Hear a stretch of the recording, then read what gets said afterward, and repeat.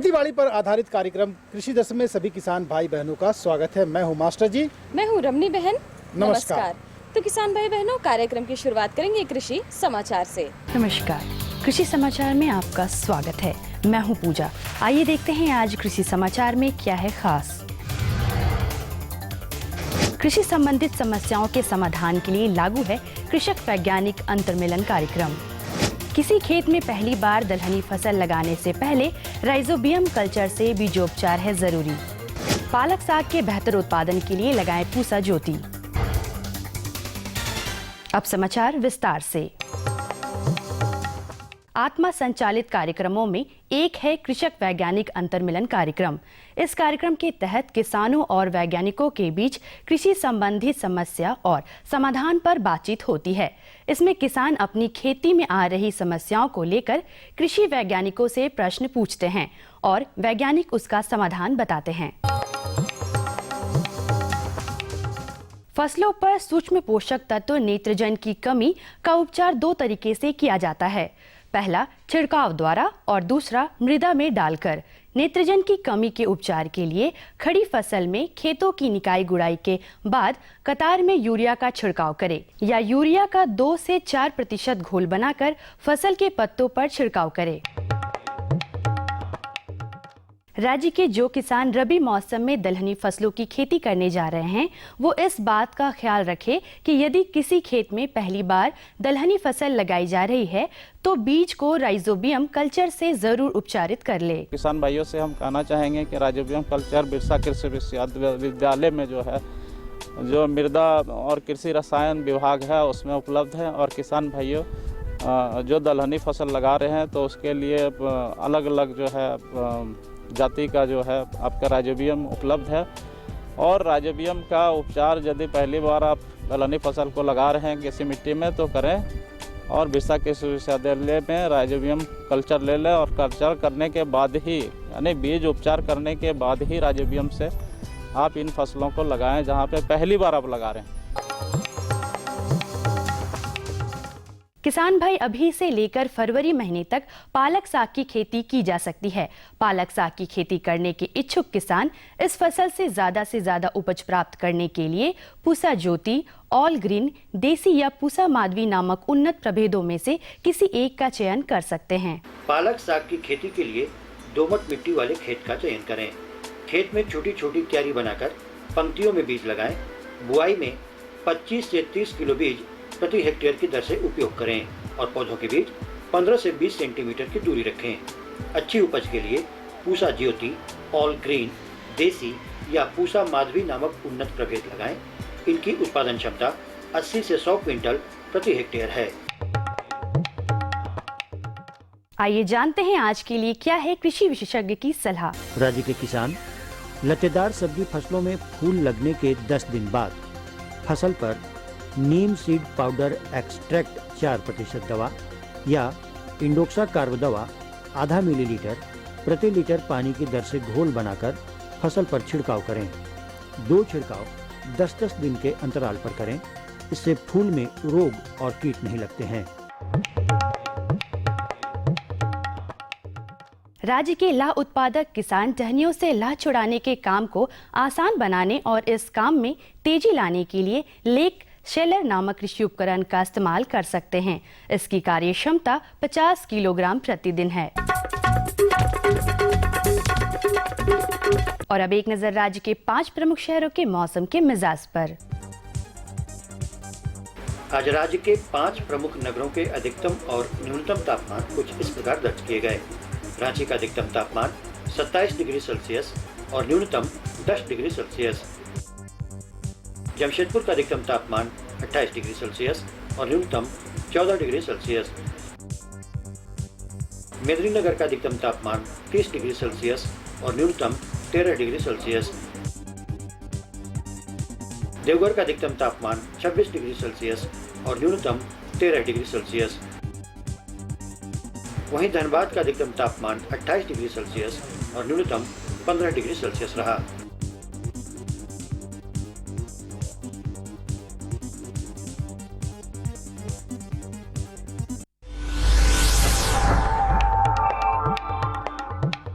और अब मंडी भाव में आइए नजर डालते हैं अनाजों के भाव पर। आज कृषि उत्पाद बाजार समिति पंडरा रांची में विभिन्न खाद्यान्नों के थोक भाव कुछ इस प्रकार दर्ज किए गए।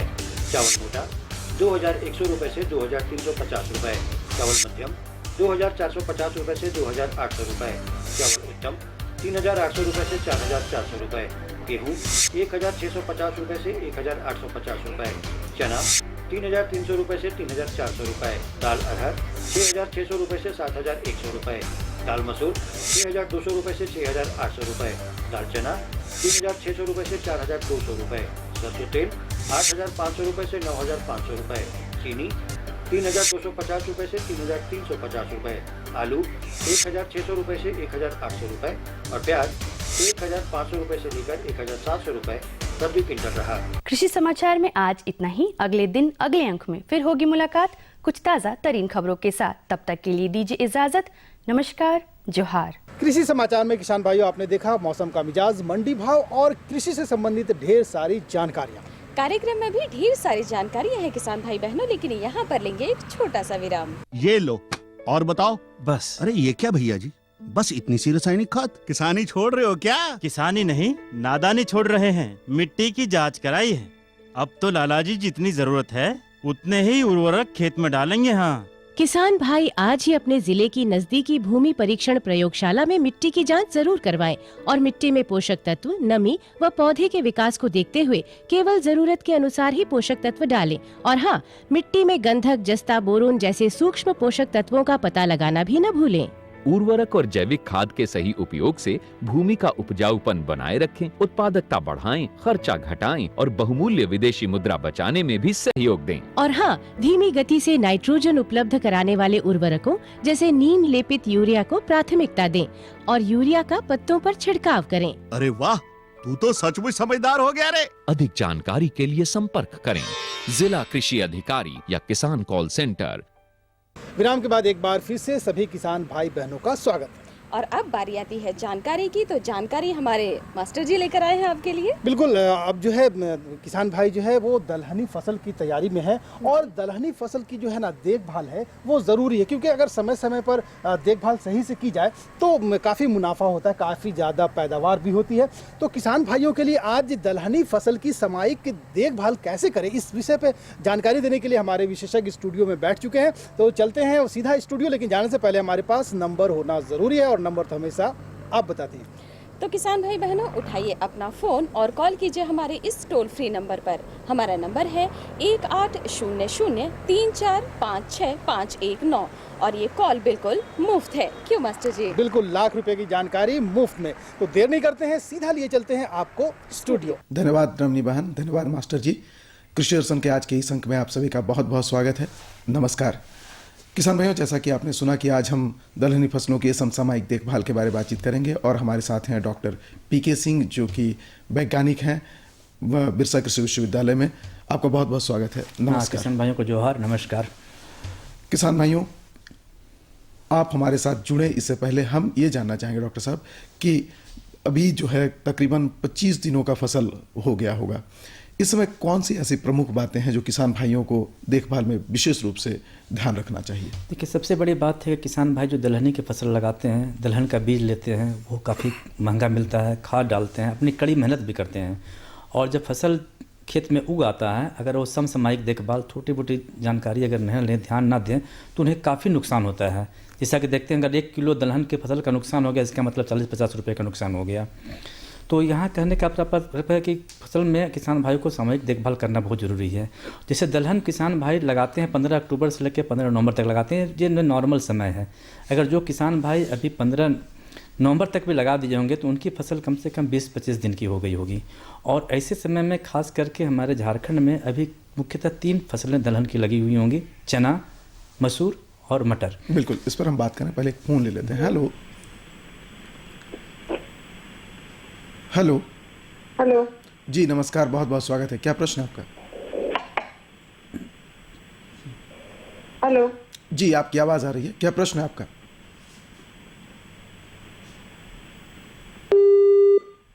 लगता है उनके साथ हमारा संपर्क नहीं हो पा रहा है। जी, मटर चना की बात। हाँ, चना मसूर और मटर जो किसान भाई अभी दलहनी फसलें रबी में लगाए होंगे, और एक दलहनी फसलें उनकी ऑलरेडी जो खरीफ में लगता है रहड़, जो यहाँ की झारखंड की मुख्य फसल है, वो अभी खड़ी होगी। तो इन तीनों चारों फसलों का देखभाल करना बहुत ज़रूरी है। अगर किसान भाई अच्छी तरह से देखभाल करेंगे, खास करके खरपतवार का, खास करके आपका खरपतवार से, कीड़े से, बीमारी से, 3 चीज़ें हमारे अभी के समय में उनके दुश्मन हैं। अगर उनसे हमें बचाएंगे फसल को तो हमें काफ़ी आर्थिक लाभ होगा। जी, बहुत महत्वपूर्ण होता है जब किसान भाई लगाते हैं बहुत सारी दलहनी फसलें। दूरियां काफ़ी महत्वपूर्ण होती है, क्योंकि जो किसान लगाते हैं उसके बाद वो बढ़ने लगता है। ऐसे में अगर सही दूरी नहीं हो तो उसमें धूप नहीं आती है और इससे नुकसान होता है। तो इस वक्त जो फसल लगा चुके हैं, जो चना हो, मटर हो, तो वो क्या करें? देखिए, किसान भाई अगर जो ज़्यादा घना लगा दिए हों तो खास करके उनको ये ध्यान रखना है कि फसल का थिनिंग कर लें, मतलब उखाड़ करके उसकी संख्या को कम कर दें।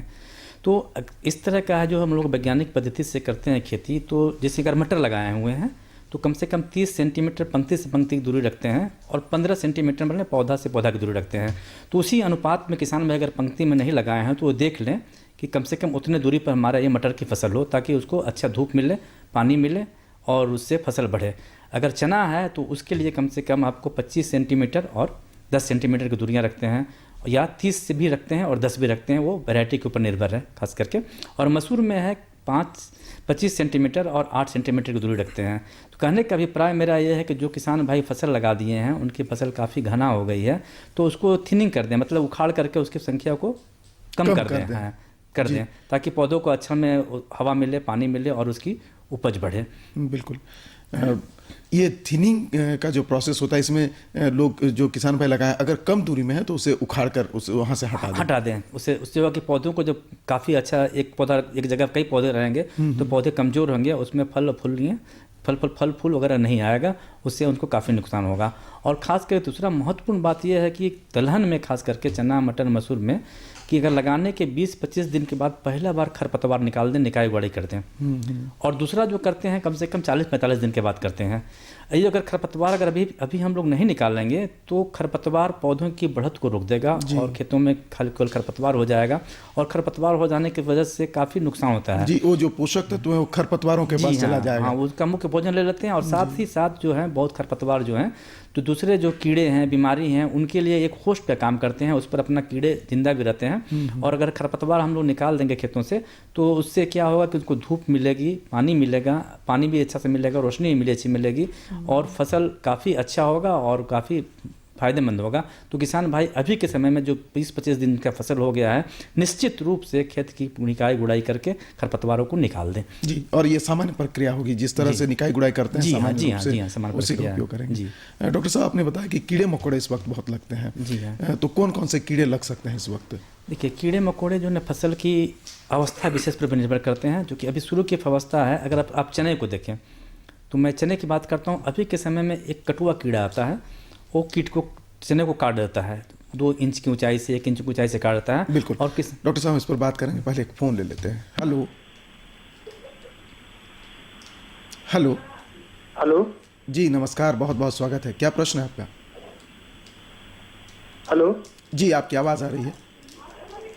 हाँ, नमस्कार सर, मैं मोहम्मद अशरफ आलम बोल रहा हूँ। जी आलम साहब, मुझे ये जानकारी चाहिए कि दलहनी फसल लगाने के समय में ऐसे कौन कौन से क्राइटेरिया है, what are the criteria should be remember, कौन कौन से ऐसे क्राइटेरिया जिसको हमें ध्यान में रखना होगा? बिल्कुल बिल्कुल, आप जागरूक किसान हैं और बिल्कुल आपको जानकारी मिलेगी। क्राइटेरिया सबसे बढ़िया है, पहली बात है कि दलहन फसल जो आपके झारखंड में लगती है, चना, मटर और मसूर, इसके लिए आप अच्छी वैरायटी का चुनाव करें जो यहाँ के क्षेत्र के लिए रिकमेंडेड हो, संतुलित हो। तो उसमें अगर हम लोग चना में जाएंगे तो देसी वैरायटी में है, चना में है KPG 59 जो उदय के नाम से भी है, जो 130-135 दिन में हो जाता है। पूसा 372 है, उसका भी उपयोग करें। और दूसरी बात अगर मसूर में आते हैं तो K75 है, DPL 62 है और PL 406 है, इस वैरायटी का चुनाव करें। और उसके बाद अगर हम लोग उसमें जाते हैं, कहा कहते हैं मटर में, तो DDR 23 जो पूसा प्रभात नाम की वैरायटी है, बहुत ही अच्छी वैरायटी है, 110 दिनों में हो जाती है। और एक HUDP 15 है जो मालवीय मटर 15 के नाम से मिलती है। ये दोनों वैरायटियाँ जो हैं यहाँ के लिए काफ़ी हैं। मालवीय मटर वैरायटी में जो है कि कुछ रोगों के प्रति भी उसमें रोग नहीं लगता है। तो आप एकदम निश्चित स्थान से पहले अच्छा बीज खरीदें और विश्वसनीय स्थान से खरीदें, और बीज को खरीदने के बाद आप उसका उपचार करें, उसको है लगाएं। क्योंकि ये सब है कि हमारा जो पहले कर लेना है, और अभी के समय में किसान भाई और लगा दिए हैं, तो उसके लिए आपको ये करना है। तो निश्चित रूप से अच्छा बीज लें और बीज का उपचार करने के बाद ही लगाएं, तो वो होगा। और लगाने के लिए जैसे मैंने बताया था कि दूरियाँ ये बहुत ही महत्वपूर्ण है। जो दूरी आप लगाए हैं तो उसके लिए आप खासकर मटर के लिए 30 × 15 सेंटीमीटर में 30 पंक्ति से पंक्ति की दूरी, 15 सेंटीमीटर पौधे से पौधे की दूरी। मसूर के लिए 25 × 8 सेंटीमीटर मतलब 25 सेंटीमीटर लाइन से लाइन और 8 सेंटीमीटर पौधे से पौधे की दूरी। चना के लिए भी 30 और 10 की दूरियां हैं। तो उसको दूरी बनाएं। और ख़ास कर मैं आपको ये कहना चाहूँगा, चूँकि आप एक जागरूक किसान हैं, निश्चित रूप से आप अंतर फसल लें। अगर आप चना लगा रहे हैं तो 6 पंक्ति चने की लगाएं, तो 2 पंक्ति धनिया लगा दें, या अलसी लगा दें, लिंसी लगा दें। उनको लाभ हाँ, इससे क्या होता है कि चने में जो फतिंगे लगते हैं, फल छेदने वाले कीड़े लगते हैं, उनका प्रकोप नहीं होता है। बिल्कुल, उससे भी काफ़ी लाभ होगा आपको, उनको उड़ने में दिक्कत हो जाता है। और एक फोन ले लेते हैं। हेलो हेलो जी, नमस्कार, बहुत बहुत स्वागत है। यहाँ पिठौरिया पीरुटला से बोल रहे हैं। जी जी बोलिए। जो वाजिद अंसारी। जी जी अंसारी। तो मटर जो हम लगाए हैं चकरा का, जी, उसमें दाना नहीं हो रहा है। अच्छा, अंसारी जी कह रहे हैं कि मटर लगाए दाना नहीं हो रहा है उनके ये में। देखिए, मटर लगाए हैं दाना नहीं हो रहा है, इसके लिए आपने 2-3 कारण हो सकते हैं। आपको जो प्रजाति चुनाव किया है वो शायद इस क्षेत्र के लिए रिकमेंडेड ना हो, और आप अपनी भूमि का निश्चित रूप से जाँच कराएं, और जांच कराने के बाद उसमें कुछ पोषक तत्व की कमी होगी, उससे भी हो सकता है खास करके। और नहीं, और या तो फिर अभी जो नमी की पर्याप्त मात्रा को मेंटेन करें खेतों में, तो उससे भी आपका दाना बन जाएगा। तो ये चीज़ है, आप इस चीज़ पर ध्यान दें और उस पर काफ़ी आपको फायदा है। क्योंकि अभी ठंडा पड़ रहा है तो मटर में दाना बनना चाहिए, और ये होगा। तो इसलिए थोड़ा सा सिंचाई कर दें, नमी आ जाएगी, पौधों को ताकत मिलेगा, तो उससे भी हो जाएगा। और ज़्यादा नाइट्रोजन का व्यवहार आपको नहीं करना है, खास करके मटर में, चाहे कोई भी दलहन फसलों में। मैंने फसल लगाने के बाद यूरिया वगैरह का छिड़काव नहीं किया जाता है, तो इस तरह से आप करें तो ये हो जाएगा। बिल्कुल। एक और फोन ले लेते हैं। हेलो।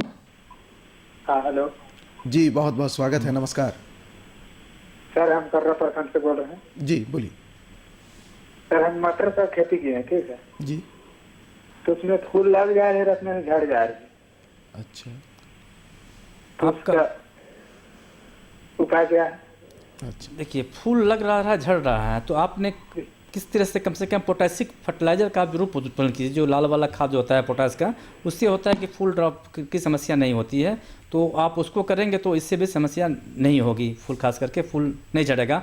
और दूसरा ये कारण होता है, कभी कभी आप ध्यान से देखेंगे, जैसे ये फूल निकलता है तो ये कीड़े लगते हैं जो फूलों को खा जाते हैं। तो उसके कोढ़ी के नीचे देखिएगा अगर छेद किया हुआ है, तो ऐसी परिस्थितियाँ अगर आपको दिखती है, कीड़े अगर दिख रहे हैं, तो आपके पास बाज़ार में चाहे आपके यहाँ एक दवा उपलब्ध रहती है, मोनोक्रोटोफास नाम की दवा है, उसके 1 मिलीलीटर मात्रा को 1 लीटर पानी में मिला करके छिड़काव कर दें। अगर वो कीड़े जो होंगे, कीड़े खाने की वजह से फूल गिर रहा होगा, तो निश्चित रूप से आपका जो है फूल गिरना बंद हो जाएगा। बिल्कुल, उम्मीद है कि आपको आपके प्रश्न का उत्तर मिल गया होगा।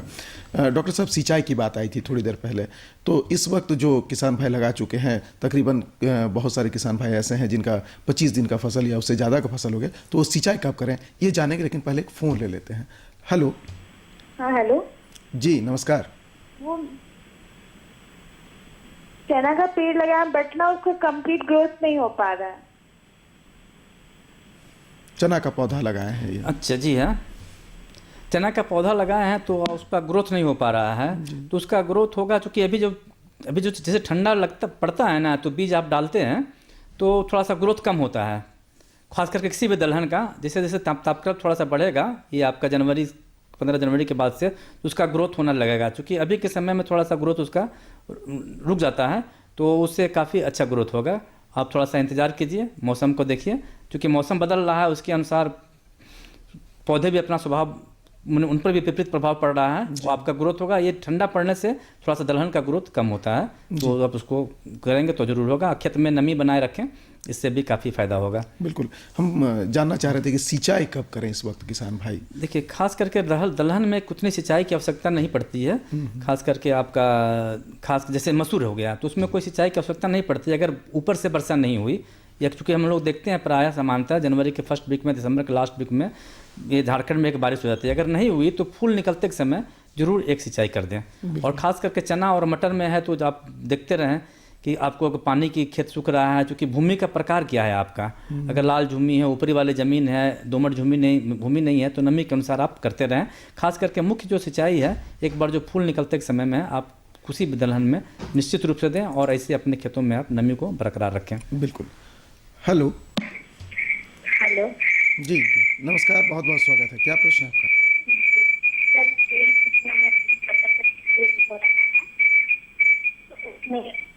काला काला लाइन लग रहा है, कैसे हो रहा है?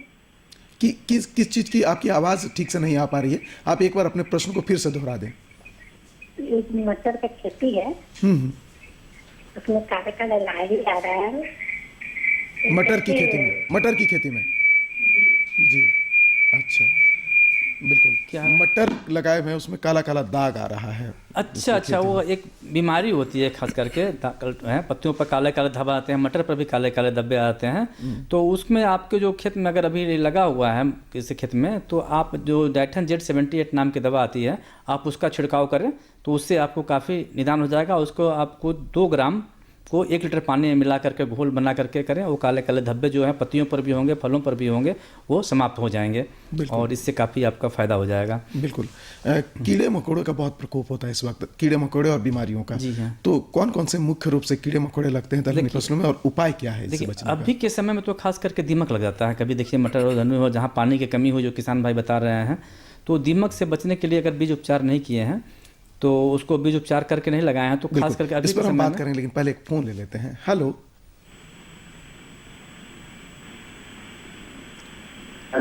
जी, नमस्कार, बहुत बहुत स्वागत है सर। अरहर का खेती लगाए हैं जी, उसमें कीड़ा का प्रकोप दिखाई पड़ रहा है, फल भी भर रहा है और सूखने जैसा दिख रहा है फल उसका। अच्छा। उसमें दाना नहीं बन रहा है, फल झड़ के गिर जा रहा है। बिल्कुल। हाँ जी, बिल्कुल, बहुत समसामयिक और इस पर हम लोग बात ही करने वाले थे। ये जो अरहर की जो फसल है, खास करके अभी फूल निकल रही है और फूल निकलने का फूल भी गिर जाते हैं और फलियां बनती हैं तब तो फल कम बनती है और फलियों में भी कीड़े लगाते हैं। तो झारखंड राज्य में देखा गया है कि जो रहड़ में एक फली छेदक समूह का कीड़ा है, उसमें कई तरह के कीड़े हैं जो फूलों को खाते हैं, फलों को खाते हैं और ये काफ़ी नुकसान पहुँचाते हैं। और ये देखा गया है कि किसान भाई कभी कभी उनको वो होता है कि फूल गिर गया तो फिर फूल निकलता है, तो रहड़ में कम से कम 6-7 बार फूल निकलता है। तो ये केवल कीड़े जो हैं फल छेदक समूह के, उसके द्वारा होता है। तो मेरा यह सुझाव होगा, अगर आपके खेत में 50% तक फ्लावरिंग हो गया है, मतलब फूल निकल गए हैं, तो आप एक दवा जो आती है बाज़ार में उपलब्ध है, इंडॉक्सोकार्ब, उसका नाम नोट कर लेंगे, इंडॉक्सोकार्ब। उसकी आधा मिलीलीटर मात्रा करने का मतलब है 1 मिलीलीटर मात्रा को 2 लीटर पानी में मिला लें और उसका छिड़काव कर दें, एकदम निश्चित रूप से अभी ही कर दें और छिड़काव कर दें। और दूसरा छिड़काव जो है 15 दिन के बाद मोनोक्रोटोफास नाम की दवा आती है, उसकी 1 मिलीलीटर मात्रा को 1 लीटर पानी में मिला के छिड़काव करें और इससे आपका रहड़ काफ़ी अच्छा होगा। और ये निश्चित रूप से आप करें, नहीं तो आपको 50, 60, 70% तक नुकसान हो सकता है। बिल्कुल। एक और फोन ले लेते हैं। हेलो। हाँ सर जी, नमस्कार। नमस्कार सर, हम मटर लगाए हैं सर, मटर का खेती किए हैं जी। उसमें से पौधा कहीं कहीं मर रहा है सर। अच्छा, तो उसका उपाय कुछ बताइए। हाँ देखिए, हाँ मटर जो है ना, खास कर जो लगाए हैं अभी के समय, एक तो दीमक से मरता है, तो दीमक से तो आप आसानी से पहचान लेंगे कि उसको खींचेंगे तो जड़ से उखड़ जाएगा, वहाँ दीमक दिखेगा। और एक तना मक्खी आती है खास करके मटर में, जो को तने में छेद कर देती है और उसके तने के अंदर वो कीड़े जिसके मैगट होते हैं, लार्वा जिसको कहते हैं हम लोग, वो खाते खाते पूरे तने को सुखा देता है। तो आपको अगर ऐसा दिख रहा है, अगर दीमक दिख जा रहा है, आप दीमक तो अपने आप आसानी से पहचान लेंगे, जब उखाड़ेंगे तो जड़ के पास उसका कटा हुआ दिखेगा। अगर दीमक है तो एक क्लोरोपाइरीफास नाम की दवा आती है, तो उसकी 1 मिलीलीटर मात्रा को 1 लीटर पानी में मिला करके मटर के जड़ के पास नोजल जो होता है स्प्रे करने का, उसको दे करके छिड़काव करें।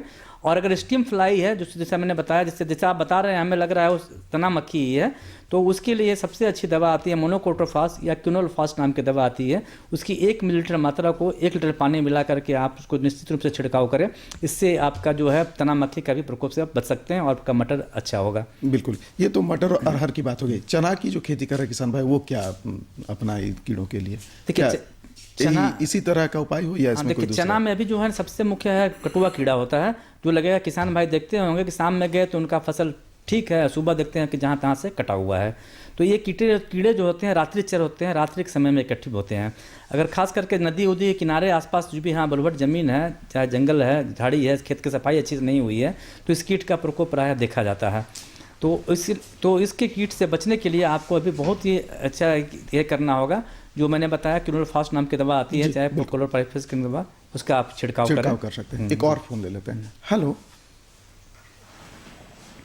हम मटर लगाते हैं और मेरा पौधा नहीं उग रहा तो मतलब जा रहा है, इसका कुछ उपाय बताइए। अच्छा, जल्दी जी।